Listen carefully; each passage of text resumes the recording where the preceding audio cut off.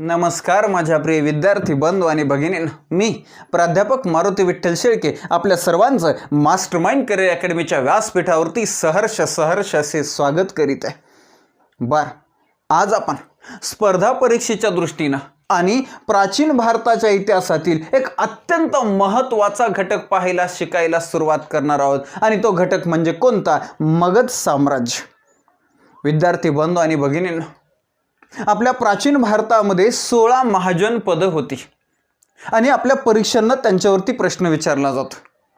या 16 महाजन पदांचा उल्लेख बौद्ध ग्रंथ अंगुत्तर निकाय आणि जैन ग्रंथ भगवती सूत्र या 2 ग्रंथांमध्ये सापडतो। आणि परीक्षेच्या दृष्टीने या 16 महाजन पदापैकी सर्वात महान असणारा मोठा असणारा महाजनपद जास्त वेळा विचारलं जातं ते म्हणजे मगध साम्राज्य।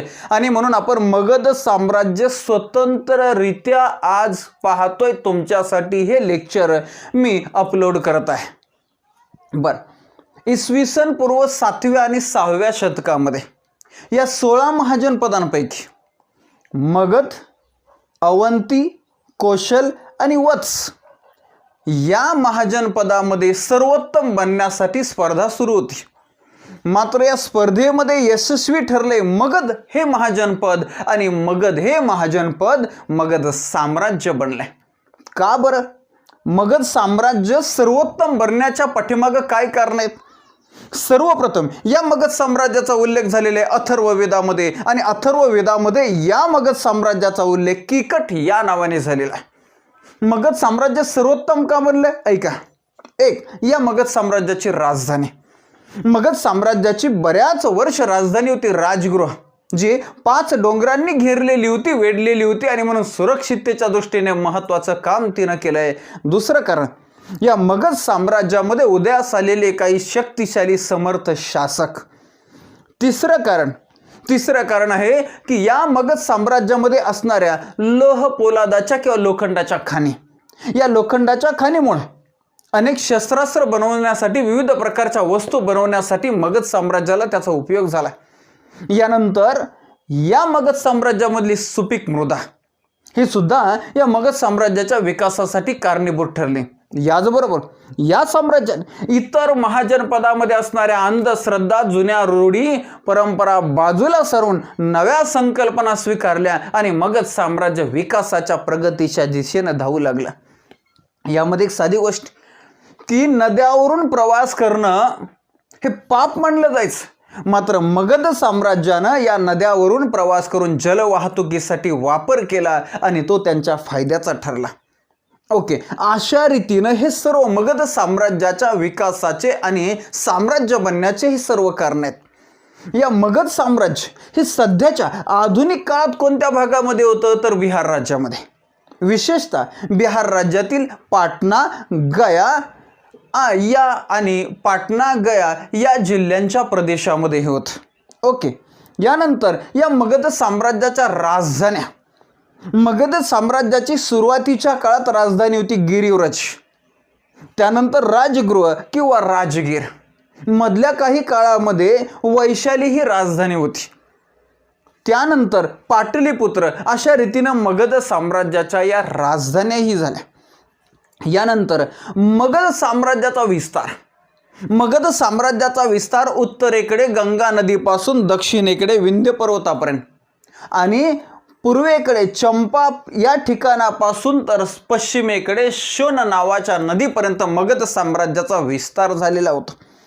अशा या मगध साम्राज्याचे प्रमुख 3 घराणे आहेत। या मगध साम्राज्यावर 3 प्रमुख घराण्यांनी राज्य केलेलं असलं तरी याचबरोबर या मगध साम्राज्याचा खरा वास्तविक संस्थापक हर्यक वंशाचा बिंबिसार राजा असला तरी आपल्याला हे मगध साम्राज्य, त्याच्या बदलणाऱ्या राजधान्या, त्याचा होणारा विस्तार हे समजून घेण्यासाठी आपण या मगध साम्राज्यामध्ये 5 घराण्यांचा अभ्यास करणार आहोत।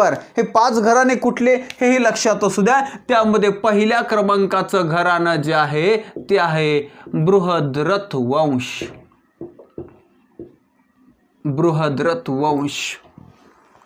मगध साम्राज्यातील सर्वात प्राचीन घराणं कोणतं? तर बृहद्रथ घराणं, बृहद्रथ वंश। बृहद्रथ वंशाचा संस्थापक राजा बृहद्रथ हाच आहे. त्याच्याच नावावरून या घराण्याची ओळख निर्माण झाली, बृहद्रथ वंश अशा प्रकारचं नाव झालं. बरं, हा बृहद्रथ कोण? तर हा बृहद्रथ म्हणजे वसूचा पुत्र आणि राजा जरासंधाचा पिता. ओके, या बृहद्रथ वंशाचा सर्वात शक्तिशाली राजा म्हणजे जरासंध.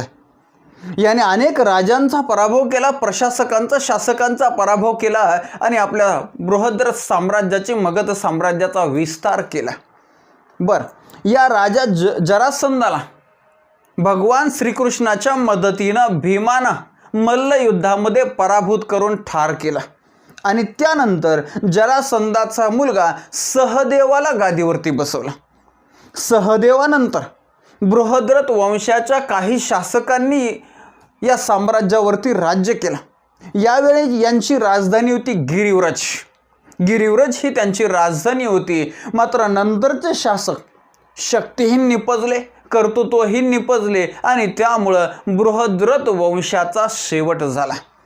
ओके, या बृहद्रथ घराण्याचा शेवट किंवा या बृहद्रथ घराण्याचा शेवटचा शासक कोणता? रिपुंजय. रिपुंजय हा बृहद्रथ घराण्याचा शेवटचा शासक आहे. ओके, बर, रिपुंजयची हत्या झालेली आहे. रिपुंजयची हत्या पुलिक नावाच्या एका सत्ताधीशानं केली आणि त्याने त्याच्या मुलाला गादीवरती बसवलं. त्याच्या मुलाला गादीवरती बसवलं, मात्र त्याच वेळी सामंत भट्टीय नावाच्या सामंतानं पुलिकच्या मुलाची हत्या केली आणि आपल्या मुलाला गादीवरती बसवलं आणि तो मुलगा म्हणजेच बिंबिसार राजा. अशा रीतीनं बृहद्रथ वंशाचा शेवट झाला.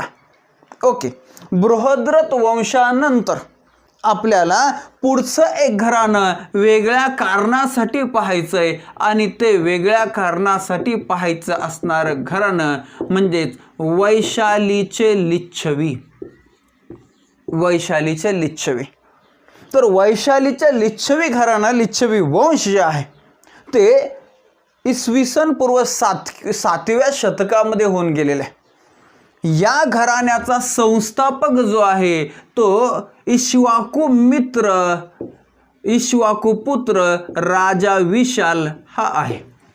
या विशालनंच वैशाली नावाच्या शहराची स्थापना केली आणि त्याला आपली राजधानी बनवली. ओके, हे वैशाली नगराची स्थापना राजा विशालनं केली हे सांगण्यासाठी मी हे घराणं घेतलं. खऱ्या अर्थानं या घराण्याचा पहिला शासक आहे नामनेदिष्ट. नामनेदिष्ट. आणि या घराण्याचा शेवटचा शासक जो आहे राजा सुती किंवा त्यालाच राजा प्रमाती असंही म्हणायचे. अशा रीतीनं मगध साम्राज्याची पायाभरणी करणारे हे 2 घराणे सुरुवातीचे आणि प्रमुख 3 घराणे पाहूया आपण. त्यामधील मग पहिल्या क्रमांकाचं घराणं म्हणजेच हर्यक वंश. हर्यक वंश. हर्यक वंशाचा कालखंड आहे इसवी सन पूर्व 544 ते इसवी सन पूर्व 412. हा हर्यक वंशाचा कालखंड आहे. हा परीक्षेला येत नाही, मात्र आपल्याला घटनाक्रम समजून घेण्यासाठी कालखंड महत्त्वाचा आहे. ओके, हर्यक वंश. तर मगध साम्राज्यातील वास्तविक पहिली सत्ता या हर्यक वंशानंच उभा केलेली आहे. इतर साम्राज्य हे त्यांच्या घराण्यावरूनच ओळखले जातात, मात्र इथं मगध साम्राज्य आणि घराणे वेगळे असल्या कारणानं तुम्हाला थोडंसं लक्षात ठेवण्यासाठी काळजी घ्यावी लागेल. या हर्यक वंशाचा संस्थापक आहे राजा बिंबिसार. राजा बिंबिसार. ओके, या राजा बिंबिसारलाच प्रसेन असेही म्हणत असत. प्रसेन असेही म्हणत असत. बर, या राजा बिंबिसारचा कालखंड किती आहे? इसवी सन पूर्व 544 ते इसवी सन पूर्व 493 हा कालखंड आहे राजा बिंबिसारचा. ओके, राजा बिंबिसारचा कालखंड पाहिला यावरून आपल्या लक्षात येतं की सुमारे 52 वर्ष राजा बिंबिसारनं राज्य केलंय आणि मगध साम्राज्याचा खरा वास्तविक संस्थापक हा राजा बिंबिसार हाच आहे. ओके, पुढे भारतामध्ये स्थायी सेना उभी करणारा पहिला सत्ताधीश, पहिला राजा कोण? तर राजा बिंबिसार. हे एक त्याचं खास वैशिष्ट्य. दुसरं, याची राजधानी आहे राजगृह, त्यालाच आपण राजगीर असेही म्हणतो. राजगृह किंवा राजगीर. यानं फार मोठा साम्राज्य विस्तार केलाय. हा साम्राज्य विस्तार करत असताना त्यानं युद्धाबरोबरच वैवाहिक संबंधाचाही योग्य पद्धतीनं वापर करून घेतलाय. उदाहरणार्थ कौशल राज्य. या कौशल राज्याचा राजा प्रसेनजीत याची बहीण महाकौशल्याबरोबर बिंबिसारनं विवाह केला. यानंतर लिच्छवी घराण्याचा राजा चेतक, या चेतकाची कन्या चेतना हिच्याबरोबर राजा बिंबिसारने विवाह केलाय. याचबरोबर भद्र नावाचं राज्य, या भद्र नावाच्या राज्याची राजकन्या क्षेमा हिच्याबरोबरही बिंबिसारने विवाह केलाय. आणि अशा रीतीनं वैवाहिक संबंधाचा योग्य उपयोग करून साम्राज्य विस्तार केला. याचबरोबर राजा बिंबिसारने अंग नावाचं राज्य जिंकून घेतले आणि त्या अंग नावाच्या राज्याचा राज्यपाल म्हणून आपला मुलगा अजातशत्रू याची नेमणूक केलेली आहे. अजातशत्रूची नेमणूक केली. या बिंबिसार राजाच्या राज्यामध्ये एक राजवैद्य होता आणि त्या राजवैद्याचं नाव आहे जीवक. या जीवकाला राजा बिंबिसार हा गौतम बुद्धांचा अनुयायी आणि संरक्षक होता आणि या राजा बिंबिसारनं गौतम बुद्धांच्या सेवेसाठी या राजवैद्य जीवकाला पाठवले होते. त्याचबरोबर बिंबिसार राजाचा मित्र अवंतीचा राजा प्रद्योत याच्यावर उपचार करण्यासाठी सुद्धा बिंबिसारनं राजवैद्य जीवकाला पाठवलं होतं. अशा रीतीनं 52 वर्ष यशस्वीरित्या राज्य करणारा हा बिंबिसार मात्र घात झाला. गौतम बुद्धांचं संरक्षण करताय म्हणून गौतम बुद्धांचा विरोधक देवदत्त यांना अजातशत्रूचे कान भरले आणि अजातशत्रूला चुकीच्या पद्धतीनं माहिती सांगितली आणि देवदत्तच्या सांगण्यामुळं बिंबिसारची अजातशत्रूनं हत्या केली, खून केला आणि त्याच वर्षी अजातशत्रू गादीवरती बसला. अशा रीतीनं राजा बिंबिसारचा हा प्रवास आपण पाहिला. यानंतर दुसऱ्या क्रमांकाचा मगध साम्राज्याचा आणि हर्यक वंशाचा राजा आहे अजातशत्रू. अजातशत्रूला बालपणीचं नाव कुनिक असंही आहे. या अजातशत्रूचा कालखंड किती आहे तर इसवी सन पूर्व 493 ते इसवी सन पूर्व 461 असा कालखंड अजातशत्रूचा आहे. वडिलांची हत्या करून गादीवर बसला म्हणून इतिहासामध्ये पितृहंता, वडिलांचा हत्यारा या नावाचा कलंक त्याच्या आयुष्यात नेहमीच राहिला. दुसरी महत्त्वाची गोष्ट, अजातशत्रूच्याच काळात इसवी सन पूर्व 483 मध्ये गौतम बुद्धांचं महापरिनिर्वाण झालंय, त्यांचा मृत्यू झालाय. त्याच वर्षी गौतम बुद्धांच्या सिद्धांतांचं उपदेशाचं संकलन करण्यासाठी इसवी सन पूर्व 483 मध्ये अजातशत्रूच्या मार्गदर्शनाखाली त्याची राजधानी राजगृह या ठिकाणी बौद्ध धर्माची पहिली परिषद भरली. ही बौद्ध धर्माची पहिली परिषद महाकश्यप यांच्या अध्यक्षतेखाली भरली. राजगृह येथील सप्तपर्णी गुहांमध्ये ही पहिली परिषद भरली. या पहिल्या परिषदेमध्ये सुमारे 500 बौद्ध साधूंचा समावेश होता, उपस्थिती होती आणि याच परिषदेमध्ये सुत्तपिटक आणि विनयपिटक अशा 2 ग्रंथांची रचना केली गेली. अशा रीतीनं ही एक घटना अजातशत्रूच्या काळामध्ये घडलेली अत्यंत महत्त्वाची. अजातशत्रू आपल्या वडिलांप्रमाणेच किंबहुना त्यांच्याही पेक्षा महत्त्वाकांक्षी होता, कुशल राजकारणी होता आणि म्हणूनच त्या जोरावर वडिलांच्या हत्येमुळं निर्माण झालेले विरोधक आणि विरोध शांत करण्यामध्ये तो यशस्वी झालाय आणि आपला साम्राज्य विस्तारही त्यानं योग्य पद्धतीने केलाय. त्यानं वज्जी नावाचं राज्य जे आहे ते राज्य सुद्धा जिंकून घेतलं आणि आपला साम्राज्य विस्तार सातत्याने सुरूच ठेवला. झाला. इसवी सन पूर्व 461 मध्ये अजातशत्रूचा मुलगा उदयीन, या उदयीननं अजातशत्रूची म्हणजे आपल्या वडिलांची हत्या केली आणि हा उदयीन आता गादीवरती बसलाय. हरक वंशाचा तिसरा सत्ताधीश तो बनलाय. ओके, पाहूया आपण आता उदयीन.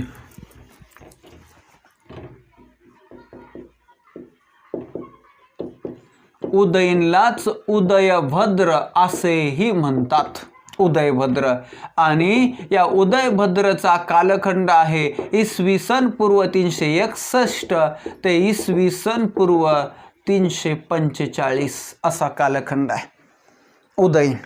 बरं, उदयीनच्या कालखंडामध्ये मगध साम्राज्य स्थिर राहिलेले, म्हणजे ना त्यानं साम्राज्य विस्तार केला आणि ना कुठला प्रदेश गमावला. याच्या काळातली एक महत्त्वाची घटना, यानं गंगा नदीच्या तीरावरती पाटलीपुत्र नावाच्या शहराची स्थापना केली. पाटलीपुत्र नावाच्या शहराची स्थापना केली आणि या शहराला आपली राजधानी बनवला.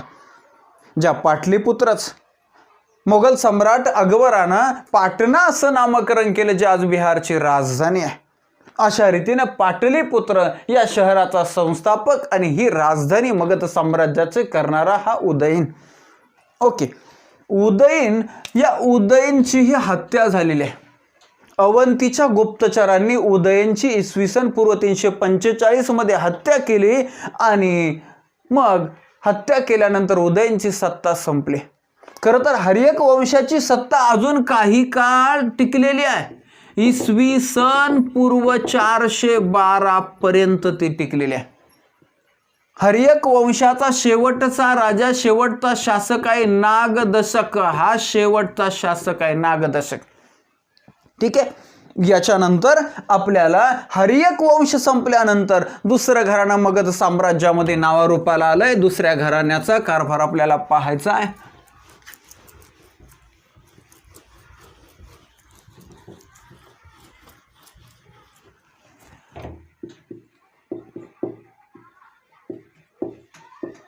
शिशुनाग वंश. हर्यक वंशानंतर मगध साम्राज्यावरती जी सत्ता आली ती सत्ता कोणाची? शिशुनाग वंशाची सत्ता आहे आणि त्यांचा कालखंड किती आहे? इसवी सन पूर्व 412 ते इसवी सन पूर्व 344 असा कालखंड आहे शिशुनाग वंशाचा. बरं, झालं काय होतं, हर्यक वंशामध्ये अनेक शासक शक्तिशाली निपजले, मात्र ते पित्याची हत्या करून गादीवर आले.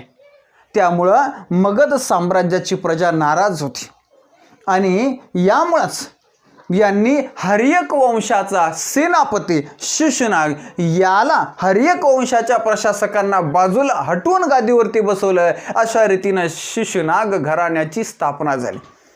शिशुनाग घराण्याचा पहिला राजा संस्थापक हा त्याचं नावच आहे शिशुनाग. त्याचं नावच शिशुनाग राजा आहे आणि त्याच्या नावावरून त्याच्या घराण्याची ओळख पडलेली आहे शिशुनाग वंश. ओके, अशा या शिशुनाग राजाचा जो कालखंड आहे तो किती आहे तर इसवी सन पूर्व 412 ते इसवी सन पूर्व 394 असा कालखंड आहे.